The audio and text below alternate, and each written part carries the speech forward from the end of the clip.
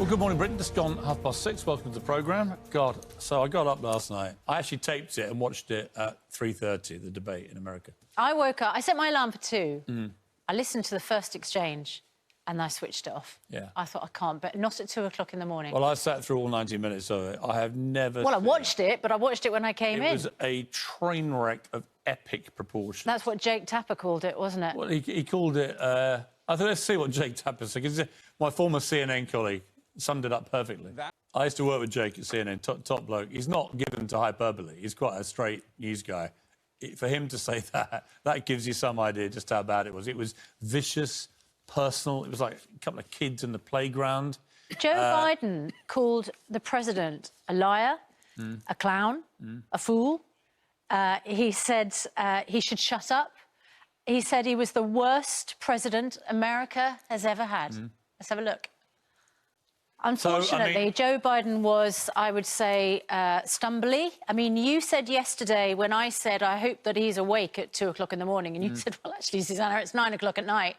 It was as if it was 2 o'clock in the morning for Joe Biden. He was not sharp. He did not react in the sort of decisive way you would want to. President Trump simply dominated. Biden had this technique, which I found, I just didn't think it worked for him. He decided beforehand, clearly, to constantly kind of laugh at Trump, almost mocking him. But he kept doing it in a rather inappropriate way at inappropriate moments about serious stuff. Take a look. And you're talking about 200,000 deaths. Stuff. It's just inappropriate to be laughing. So, I think the reason that Joe Biden was laughing was because the fear was that Trump would just keep poking Joe Biden until he reacted angrily. And I think that Joe Biden's campaign thought, actually, it's better if you sort of laugh. Trump's strategy is like it always is, to be a bull in a china shop, shout over everyone, keep interrupting. He's impossible to interview for that reason, because it's the same technique he does with interviews. Have a look. As you know, some people call Trump, he's like the drunk uncle at the wedding that you don't want. But somebody said, no, it's not that. He's the drunk heckler in a comedy store, constantly heckling the comedians who thinks he's being hilarious, but actually everybody wants him thrown out. The moderator, I've got to say, Chris Wallace, son of the great Mike Wallace. Well, he may have done his best. He was pretty useless, I've got to say. He lost control very early on, and he carried on having no control. Biden was kind of, you know, a bit weak in standing up to Trump, I felt.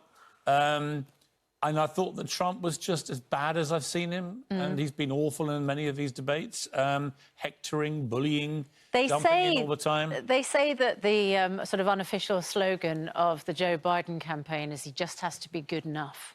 He doesn't have to be perfect. He just has to be good enough. Well, was he good enough last night? Let's have a look at the polls. Yeah, well, they're all mainly in his favour. 6 in 10 debate watchers said the former vice president did the best job in tonight's debate. Just 28% said President Donald Trump did. That's according to a CNN poll. And in interviews with the same voters conducted before the debate, 56% said they expected Biden to do the better job. CNN, I suppose CBS, slightly NBC, improved on expectations. All had Biden winning quite comfortably. I mean, I remember Hillary winning the debates in the polls. It made no difference to the election. So will it move the needle on the election? I don't know. Are we heading to the election to be more of this? Yes. Is it going to be an absolute hot mess fiasco? In a dumpster fire in a train wreck? I'm afraid it may well be. Anyway, let's just go back to Jake Tapper to summarise again, because it was perfect.